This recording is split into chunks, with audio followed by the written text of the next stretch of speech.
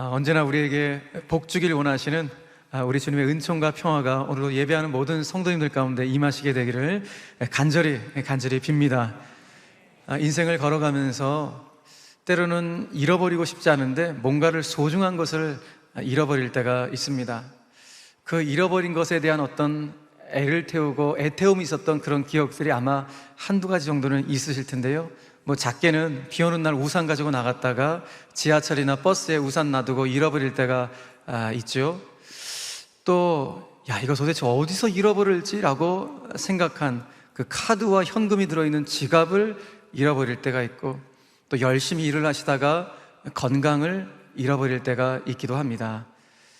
심지어 어떤 부모는 아이의 손을 잡고 놀이공원에 갔다가 아이를 잃어버려서 정말 애를 태우는 그 부모님의 모습을 본 적도 있습니다. 저 같은 경우는 몇 년 전에 주일 설교를 이렇게 준비하다가 저장을 안 하는 바람에 한순간에 주일 온고가 다 날아가 버려갖고 그때 그 당황스러웠던 그 잃어버린 것에 대한 당황스러움이 얼마나 지금도 제 생생하게 기억이 나는지 모릅니다. 아무튼 우리는 살아가면서 작은 것에부터 큰 것에 이르기까지 참 많은 것들을 이뤄가며 사는 것이 아닐까, 그런 생각을 해보게 됩니다. 오늘 우리는 누가복음 15장 말씀을 함께 묵상해 보길 원하는데요. 누가복음의 15장의 가장 큰 핵심 주제는 이렇게 잃어버림과 되찾음 이 두 개의 핵심 주제를 가지고 있는 것이 누가복음 15장입니다. 누가복음 15장에는 크게 세 가지의 비유 이야기가 등장을 하고 있는데요.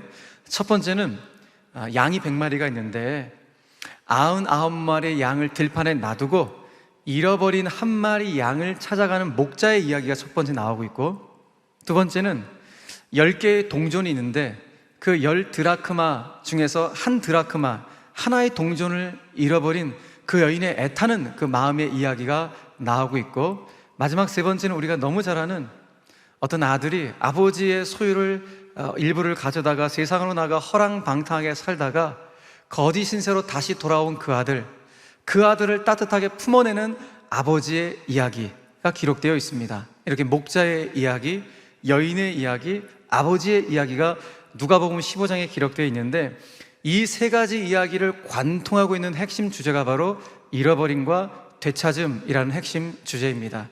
저는 이번 한 주간 누가복음 15장, 우리가 너무 잘 아는 이 본문을 저도 다시 한번 쭉 읽어가면서 잃어버림에 대한 부분들을 묵상해 가다가 문득 제 마음을 툭 쳤던 생각이 있었습니다. 그 생각은 혹 지금 내가 나도 모르는 사이에 소중한 무언가를 내가 잃어버리고 있지는 않은가? 라는 그런 생각이 제 마음 가운데 들었습니다. 제 주변에 참 소중한 사람이 많은데 나의 무관심 때문에, 나의 어떤 냉기 어린 그런 어떤 표정 때문에 내가 좀 소중한 사람들을 잃어버리고 있지는 않은가? 라는 그런 마음이 제 마음 가운데 들기도 했습니다. 또 하나는 저는 이렇게 목사로 살다 보니까 목사로서 늘 형식적인 어떤 종교적인 틀 안에서 살아갈 때가 참 많이 있습니다. 그러다 보니까 나를 향하신 하나님 아버지의 마음이 분명히 있을 텐데 그 종교적인 틀 안에서 헤어나지 못해서 하나님 아버지의 마음, 그 마음이 어디에 있는지 그 관심을 잃어버리며 내가 살고 있지는 않은가라는 영적 위기감이 들기도 했습니다. 또 하나는 분명히 내가 잃어버린 것이 있을 텐데 내가 요즘에 너무 영적으로 둔감해지고 둔해져 갖고 내가 잃어버린 것을 도통 내가 찾지 못하고 아예 발견하지 못하는, 그래서 그 잃어버린 것을 내가 찾지도 않고 있는 그런 모습은 내가 아닌가, 그런 생각이 들기도 했습니다. 여러분들 어떠십니까? 여러분들은 무엇을 잃어버리며 지금 살고 있으십니까? 우리는 어쩌면 참 소중한 것들을 잃어버리며 살고 있음에도 불구하고 영적으로 둔감해져서 내가 무엇을 잃어버린지도 모른 채 찾지도 않고 있는 그런 상태 가운데 혹 우리가 있는지 모르겠습니다. 어떤 분들은 자기 자신을 잃어버린 분들이 계실지 모르겠습니다. 하나님이 나에게 주신 소명, 자기 소명을 잃어버린 분들, 내가 누구지? 자기 정체성을 잃어버리며 살아가고 있는 그런 분들이 계실지 모르겠습니다. 가정에 참 평화가 있어야 되는데 가정의 화평을 잃어버리며 살고 있는 그런 가정이 계신지 모르겠습니다. 심지어는 하나님을 잃어버렸음에도 불구하고 내가 그 하나님을 잃어버린지도 모르고 여전히 종교인으로 살고 있는, 나는 신앙생활 그래도 잘하고 있어 라고 그렇게 만족하며 살고 있는 그런 분들이 계실지 모르겠습니다. 그렇게 깊어가는 이 가을, 우리의 신앙의 여정은 다른 것이 아니라 되찾음의 여정이 되어야 합니다. 잃어버린 무언가, 그 소중한 무언가를 되찾는 깊어가는 가을로 삼는 것이 지금 이 계절에 우리 가운데 너무나도 중요합니다. 하나님이 나에게 주신 소명의식을 우리는 되찾아야 되고, 성도의 정체성을 되찾아야 될 것이며, 가정의 화목과 화평을 되찾아야 될 것이며, 무엇보다도 나를 향하신 하나님의 분명한 마음이 있을 텐데 바로 그 하나님 아버지의 마음을 되찾는 계절로 이 계절을 우리는 삼아야 될 것입니다. 바로 이것이 누가복음 15장 세 가지 비유 이야기를 통하여 우리에게 주시는 주님의 음성인 것입니다. 그런데 오늘 우리가 누가복음 15장에 나오는 이 세 가지 비유 중에서 특별히 오늘 세 번째 비유 이야기를 볼 텐데, 이 세 가지 비유 이야기를 보기 위해서 우리가 먼저 생각해 볼 것이 있습니다. 그것은 예수님께서 누가복음 15장에 나오는 이 세 가지 비유 이야기를 어떤 상황 속에서 이 비유의 이야기를 말씀하셨는가, 나는 이 배경적인 부분들을 먼저 살펴볼 필요가 있습니다. 그래서 누가복음 15장 1절은 이렇게 출발을 하지요. 같이 한번 읽겠습니다. 시작. 모든 세리와 죄인들이 말씀을 들으러 가까이 나아오니. 예수님께서 이 세 가지 비유의 이야기를 말씀하셨던 상황이 바로 이때였어요. 모든 세리들과 죄인들이 예수님 앞으로 정말 말씀을 사모하며 막 몰려 들어오고 있는 바로 이 상황 가운데 주님 이 말씀을 하셨다는 것이죠. 여러분, 2000년 전 유대 사회는 어떤 사회인가 하면은 율법이라는 아주 날카로운 칼날이 있었습니다. 율법이란 그 날카로운 칼날로 많은 사람들을 정죄하고 판단했던 그야말로 살벌한 사회가 2000년 전 유대 사회였습니다. 특별히 그 당시에 주류 유대인들, 이 소위 말하는 강성 유대인들은 이 여기 나오는 죄인들과 세리들을 사람 취급하지 않았습니다. 이 세리들과 죄인들은 더러운 사람들, 불결한 사람들, 멀리해야 될 사람들이라고 그렇게 낙인 찍었습니다. 그러니까 이 당시 세리들과 죄인들은 그런 강성 유대인들로부터, 주류 유대인들로부터 더러운 사람이라고, 불결한 사람이라고 낙인 찍혔던 존재들이 세리들과 죄인들이었습니다. 여러분, 이 당시에 이 세리들과 죄인들을 향한 바리새인들의 이 정죄함은 이루 말할 수가 없었습니다. 특별히 바리새인들은 항상 사람들을 구분할 때 자기 그룹, 우리와 저들로 항상 갈라치기를 했던 존재가 바리새파 사람들이었습니다. 우리 유대인과 저 이방인들, 우리 의인과 저 죄인들, 우리 거룩한 사람들과 저 속된 것들, 이렇게 항상 갈라치기를 했던 존재들이 바리새파 사람들이었습니다. 한마디로 말해서 정말 잘못된 우월의식과 선민의식에 휩싸여서 많은 사람들을 숨막히게 했던 사람들이 바리새파 사람들이었습니다. 그런데 오늘 그런 이 바리새파 사람들의 저열한 갈라치기에 정말 숨이 막혀 있었던 이 질려버린 이 세리들과 죄인들, 소위 민초들, 민중들이 율법의 잣대가 아니라 자신들을 차가운 율법의 잣대로 몰아붙이는 것이 아니라 그냥 너무나 따뜻하게 우리의 있는 모습 그대로 받아주시는 예수님 앞으로 이 세리들과 죄인들이 점점점 가까이 가고 있는 것이죠. 그러자 그 모습을 못마땅히 여겼던 바리새파 사람들과 율법학자들이 오늘 예수님 앞에서, 사람들 앞에서 수근수근 거리는 장면이 나옵니다. 그것이 누가복음 15장 2절의 말씀인데 같이 한번 읽겠습니다. 시작. 바리새인과 서기관들이 수근거려 이르되 이 사람이 죄인을 영접하고 음식을 같이 먹는다 하더라. 아멘. 바리새파 사람들은 말을 했어요. 저 더러운 세리들과 죄인들이 저 예수와 함께 음식을 먹는다고, 저 예수가 저 더러운 사람들을 영접하고 저들과 음식을 먹는다, 갈라치기를 하고 있는 그 모습을 보여주고 있습니다. 여러분, 분명 이때 이 바리새파 사람들의 비아냥거림, 이 비아냥거림을 세리들과 죄인들은 분명히 들었겠죠. 여전히 자신들을 사람 취급하지 않는 바리새파 사람들의 그 비아냥거림에 많은 세리들과 죄인들은 분노가 막 올라왔을 것입니다. 그런데 오랜 세월 동안 이 바리새파 사람들을 통하여서 이런 하대, 이런 평가를 받아왔던, 이런 무시를 당해왔던 이 사람들 입장에서는 뭘 할 수 있는 것이 아무것도 없는 거예요. 그저 그들의 비아냥거림을 들으면서 속으로 분을 삭히는 것 외에는 그들이 할 수 있는 것이 아무것도 없었습니다. 이렇게 그들이 분을 삭히고 있을 때 예수님께서 사람을 사람 취급하지 않는 바로 그 바리새파 사람들을 향하여서 오늘 세 가지 비유의 이야기를 하십니다. 한 마리 양을 그렇게도 찾아 헤매는 그 목자의 사랑 이야기를 해주십니다. 그리고 한 드라크마를 찾고 그렇게 기뻐하는 한 여인의 기쁨의 이야기를 해주십니다. 한 아들이 아버지 품으로 돌아왔을 때 그 아버지가 어떤 율법의 잣대로도 그 아들을 대지 않고 그냥 사랑으로 그 아들을 품어내는 아버지의 사랑 이야기를 해주십니다. 목자의 사랑 이야기, 여인의 기쁨 이야기, 아버지의 사랑 이야기. 한마디로 해서 사랑과 기쁨의 이야기가 누가복음 15장에서 흐르고 있는 큰 주제임을 보게 됩니다. 다시 말해서 예수님께서는 이 사랑함의 기쁨이 얼마나 소중한지 사랑함의 기쁨을 이 세 가지 비유를 통하여 말씀해주고 있었던 것입니다. 누구에게요? 참 사랑과 참 기쁨을 실종해버린 바리새파 율법 학자들을 향하여서 이 말씀을 주고 있는 것입니다. 그들에게 날카로운 율법의 잣대는 있었을지 몰라도 그들 가운데 정작 있어야 될 참 사랑과 참 기쁨을 잃어버린 바로 그 바리새파 사람들을 향하여서 너희들 가운데 참 사랑과 참 기쁨이 다시 회복되어진다라고 주님이 세 가지 비유 얘기를 말씀해주고 있는 것이죠. 자, 그런데 오늘 이 세 가지 비유 중에서 마지막 세 번째 우리가 너무나 잘 아는 이야기를 함께 보려고 합니다. 그런데 오늘 본문에 나오는 이 맏아들 역시 참 사랑과 참 기쁨이 실종된 그런 인물로 우리에게 소개되어지고 있죠. 우리가 잘 아는 이 세 번째 이야기, 일명 돌아온 탕자 이야기, 돌탕 이야기로 잘 알려진 이 이야기는 예수를 믿지 않는 세상 사람들도 너무 잘 알고 있는 유명한 이야기입니다. 둘째 아들이 아버지 재산 일부를 들고 나가고 거기서 허랑방탕에 살다가 거짓 신세로 다시 아버지 품으로 돌아왔다는 탕자 이야기로 우리는 그렇게 알고 있습니다. 그런데 우리가 오늘 본문을 읽었듯이 두 아들 모두가 실은 다 탕자입니다. 맏아들도 탕자고 집 나간 둘째 아들도 탕자입니다. 둘째 아들이 노골적인 탕자였다면 맏아들은 은밀한 탕자였습니다.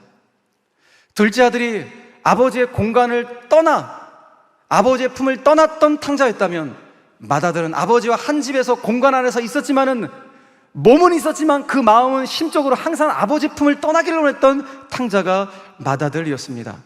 두 아들 모두가 다 실은 아버지와의 관계보다도 아버지가 소유한 그 재산, 그 물질에 더욱 눈독을 들였던 탕자가 두 아들이었습니다.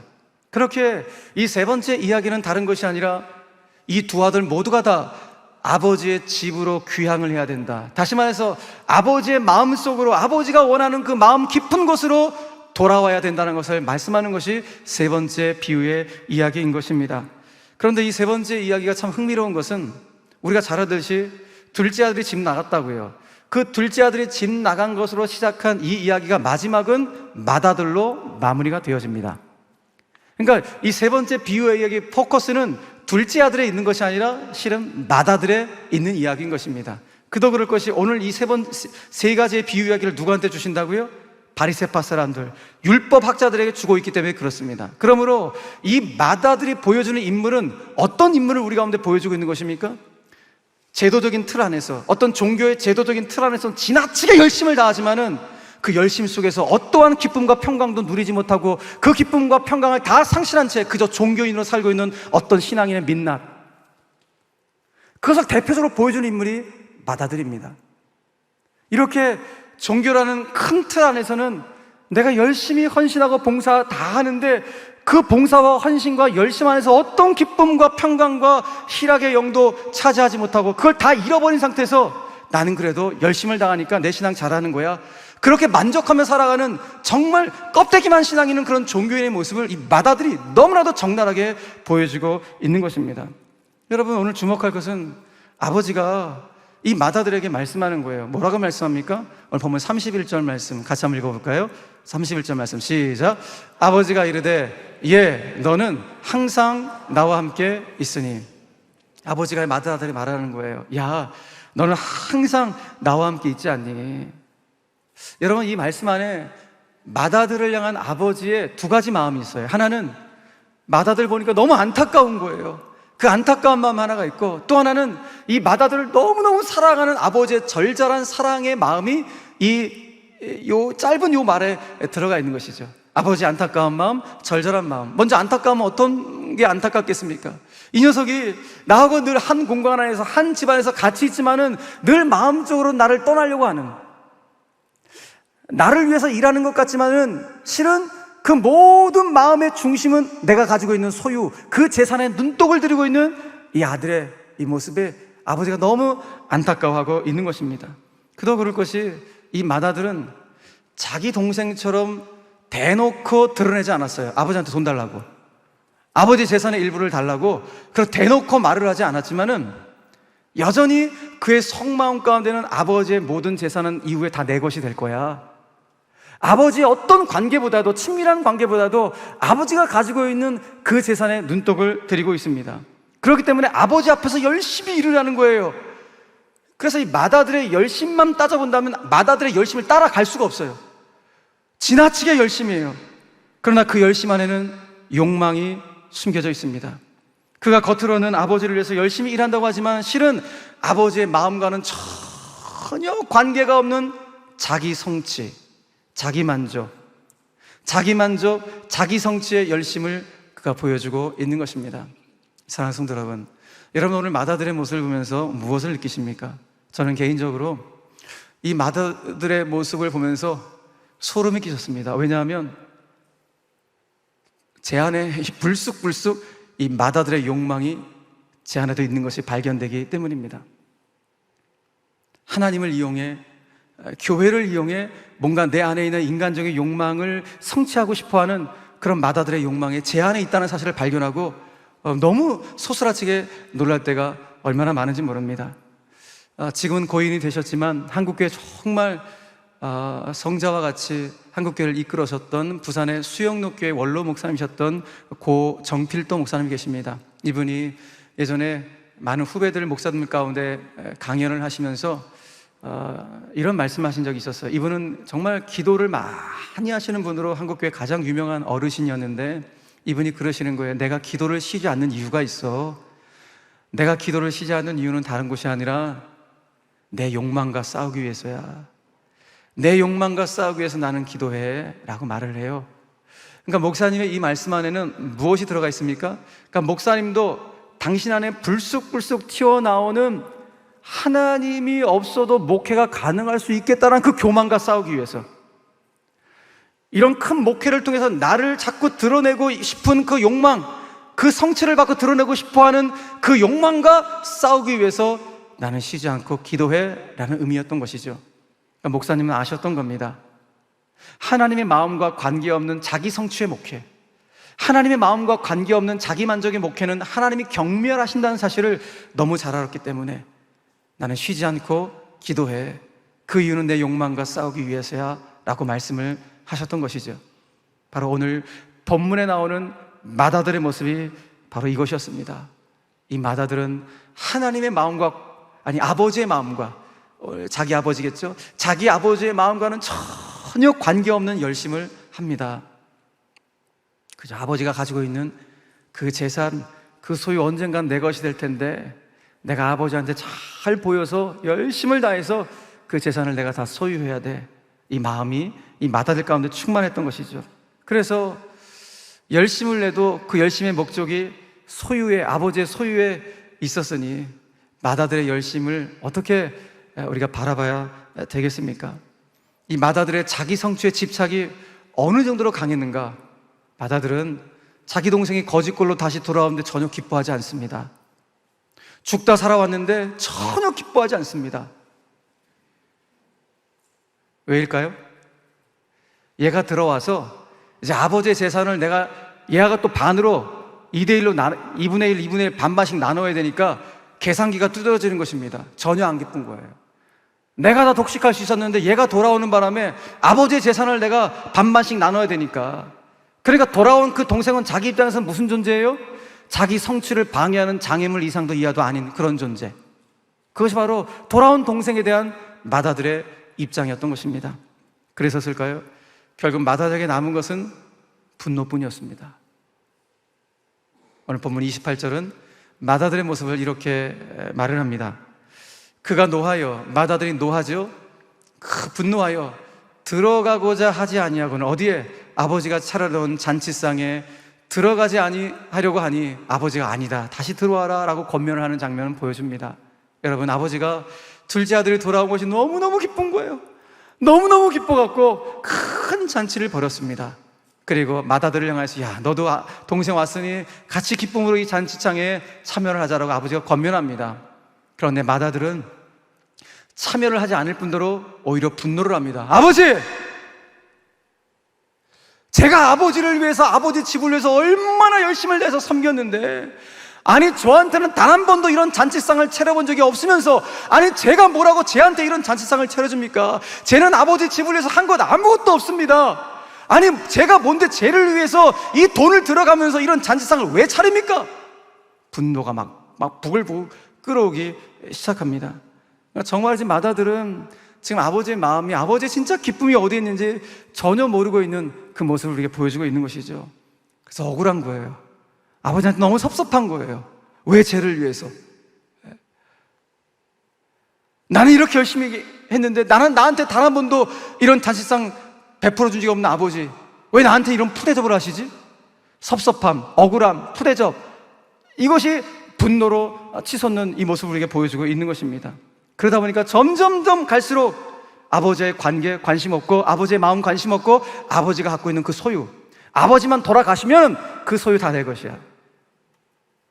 그래서 점점 더 자기 성취, 자기 욕망, 거기에 휩쓸려 있는 이 맏아들의 모습을 우리에게 보여주고 있는 것입니다. 이런 결국 오늘 본문 말씀이 우리에게 주시는 핵심이 무엇입니까? 우리의 신앙은 하나님 아버지의 마음이, 나를 향하신 하나님 아버지의 기쁨이 어디에 있는가를 찾아가는 과정이 우리의 신앙의 본질이 되어야 한다는 것을 말씀해주고 있는 것이죠.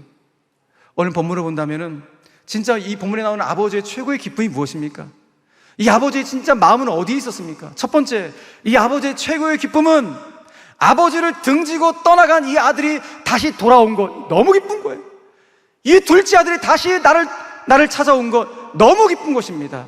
영적으로 말하고 신앙적으로 말을 한다면 지금 세상에 하나님 아버지를 등지고 있는 수많은 영혼들이 아버지 품으로 돌아오는 것, 복음 앞으로 돌아오는 것, 이것을 하나님 아버지가 가장 기뻐하신다는 사실을 믿으시길 바랍니다. 두 번째, 오늘 본문에 나오는 아버지가 진짜로 기뻐하는 최고의 기쁨은 무엇입니까? 내가 둘째 아들 돌아온 거 너무 기뻐갖고 잔치상을 차렸으니 맏아들이 이 잔치상에 함께 기쁨으로 참여하는 것, 이것이 아버지의 최고의 기쁨이라는 거예요. 여러분, 오늘 아버지는 맏아들 가운데 말을 했죠. 야, 너는 항상 나와 함께 있잖아. 너는 항상 나와 함께 있잖아 라고 말을 합니다. 무슨 말입니까? 장남아, 야, 나는 여전히 너를 사랑해. 너를 향한 사랑 나는 단 한 번도 변한 적이 없단다. 그러니 너도 네 동생 돌아온 거 얼마나 기쁘니? 이 잔치에 함께 기쁨으로 참여하자라고 권면을 하죠. 여러분, 그렇습니다. 맏아들을 향한 아버지의 사랑은 단 한 번도 변한 적이 없어요. 그런데 맏아들만 오해하고 있습니다. 그래서 너무 섭섭하고 억울하고 분노까지 치솟는 그런 장면을 보게 되죠. 사랑하는 성도 여러분, 우리가 신앙생활을 때로 이렇게 오래 하다 보면 어느 순간 나도 모르게 맏아들로 신앙생활을 할 때가 종종 있습니다. 이렇게 교회 안에서 열심을 다하는데 그 열심이 하나님과 관계가 없는 열심으로 우리가 봉사할 때가 있습니다. 하나님을 위해서 내가 헌신한다고 하는데 그 헌신이 깊이 들어가 보니 자기 성취와 자기 욕망을 위해서 내가 하고 있구나 하는 것을 발견할 때도 있습니다. 심지어는 사람에게 인정받고 싶은 그 마음이 너무 커서 그렇게 열심을 낼 때도 있는 것을 보게 됩니다. 심지어는 내가 이렇게 열심을 내는데 하나님은 관심조차 두지 않는 것 같다면서 맏아들처럼 분노할 때도 있습니다. 내가 이렇게 열심히 봉사하는데 담임 목사님 알아주지 않는다고 이렇게 또 말씀하시는 분들도 계실지 모르겠습니다. 여러분, 잊지 마십시오. 하나님은 여러분들 향한 사랑을 한 번도 놓으신 적이 없으십니다. 너는 항상 나와 함께 있지 않니? 이것이 바로 맏아들을 향한 주님의 마음이셨습니다. 여러분, 바로 이것이 신앙의 본질입니다. 신앙의 본질은 하나님이 어느 한순간도 나를 떠나가지 않으신다, 하나님이 늘 나와 함께하고 계시다는 사실을 아는 것, 그래서 내 신앙의 초점은 어디로 맞춰줘야 되는가? 그렇지, 하나님이 나를 한순간도 떠나가지 않고 계시니 그 하나님 아버지의 마음, 나를 향하신 하나님의 아버지의 마음과 그 기쁨이 도대체 어디에 있을까? 이것을 찾아가는 과정이 우리 신앙의 여정이 되어야 될 줄로 믿으시길 바랍니다. 그런 차원에서 오늘 어쩌면 주님은 나도 모르는 순간 마다들이 되어 있는 우리들을 향하여서 오늘 말씀을 주시는지 모르겠습니다. 특별히 행복축제를 한 주 앞두고 있는 우리 제1교회 모든 성도들 가운데 이렇게 말씀하실지 모르겠습니다. 사랑하는 성도들아, 나는 너희들과 단 한순간도 떨어진 적이 없단다. 너는 항상 나와 함께 있지 않니? 그러니 내가 마련한 이 행복한 잔치에 너도 기쁨으로 참여하지 않겠니? 이것이 아버지 하나님의 마음이 아닐까요? 사랑하는 성도 여러분, 어쩌면은 이렇게 제가 몇 주, 한 2달 가까이 가을 사역 들어서면서 계속 행복체를 집중하고 강조하면서 우리 성도들 가운데 섭섭한 마음이 드신 그 성도들이 계실지 모르겠습니다. 이런 걸 꼭 굳이 돈 들어가면서 해야 되나? 그냥 주일 예배 드리면 되지. 아니, 내가 우리 교회를 위해서 헌신하고 헌금한 건 난데 왜 이런 모든 혜택을 우리 교회 처음 오는 사람들이 이 혜택을 받아야 돼? 라는 그런 이 섭섭한 마음, 때로는 분노가 혹시 여러분 가운데 있으신 분들이 혹 계십니까? 여러분, 그렇다면 오늘 말씀을 기억하시면서 먼저는 주님께서 여러분들에게 섭섭한 마음을 위로해 주시길 바라고, 오늘 말씀을 마음속에 착 새기셔서 하나님, 이것이 하나님 아버지의 최고의 기쁨이셨군요, 이것이 하나님 아버지의 마음이셨군요, 그 마음 저도 품겠습니다. 저도 품고 다음 주 주님께서 베풀어 주신 그 천국잔치의 기쁨으로, 자발적 기쁨으로 제가 참여해서 어느 누구보다도 더 큰 은총을 누리고 싶습니다. 이 고백을 주 앞에 올려드릴 수 있는 우리 모든 제1의 영가족들 되시기를 주 예수 그리스도의 이름으로 간절히 축원합니다. 말씀을 맺겠습니다. 누가복음 15장은 3가지 비유의 이야기로 기록되어 있다 그랬죠? 그런데 그 각각의 비유의 이야기의 마지막 결론의 말씀을 보면 그 결론의 말씀이 다 똑같아요. 먼저 잃은 양을 찾은 목자의 기쁨 이야기의 마지막 결론의 말씀을 보니까 누가복음 15장 7절에서 이렇게 말씀합니다. 내가 너희에게 이르노니 이와 같이 죄인 한 사람이 회개하면 하늘에서는 회개할 것 없는 의인 99으로 말미암아 기뻐하는 것보다 더하리라. 할렐루야. 죄인 한 사람 회개하는 것, 그렇게도 기뻐하신다는 것이죠. 10절 말씀 같이 한번 읽어볼까요? 자, 시작. 내가 너희에게 이르노니 이와 같이 죄인 한 사람이 회개하면 하나님의 사자들 앞에 기쁨이 되느니라. 이 말씀은 잃은 한 드라크마를 찾았던 여인의 그 이야기의 마지막 결론의 말씀이 바로 이 말씀이었어요. 세 번째로 돌아온 아들이 너무 기뻐갖고 그 비유의 말씀 마지막에는 이렇게 기록하고 있습니다. 32절 말씀을 같이 한번 읽겠습니다. 시작. 이 내 동생은 죽었다가 살아났으며 내가 잃었다가 얻었기로 우리가 즐거워하고 기뻐하는 것이 마땅하다 하니라. 할렐루야. 무엇을 말합니까? 그렇구나. 하나님 아버지의 최고의 기쁨은 하나님을 등지고 사는 수많은 세상의 사람들이 당신께로 돌이켜서 당신 앞에 죄를 회개하고 당신의 자녀가 되는 것, 이것을 하나님이 그렇게도 기뻐하시는구나.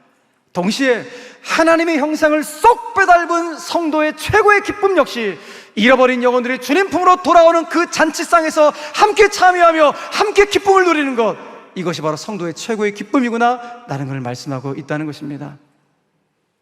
누군가 그러더군요. 기쁨은 기가 뿜어져 나오는 것이라고. 사랑하는 성도 여러분, 저는 바라기는 다음 주 행복축제 때 우리 기존 성도들뿐만 아니라 처음 교회에 나오신 태신자들 모두가 다 하나님이 마련해 두신 이 행복한 잔치, 천국 잔치에 기쁨으로 참여함을 말미암아 그야말로 영혼의 기가 뿜어져 나올 수 있는 그런 최고의 기쁨을 만끽할 수 있는 그런 천국 잔치가 되기를 주 예수 그리스도의 이름으로 간절히 축원합니다. 축원합니다.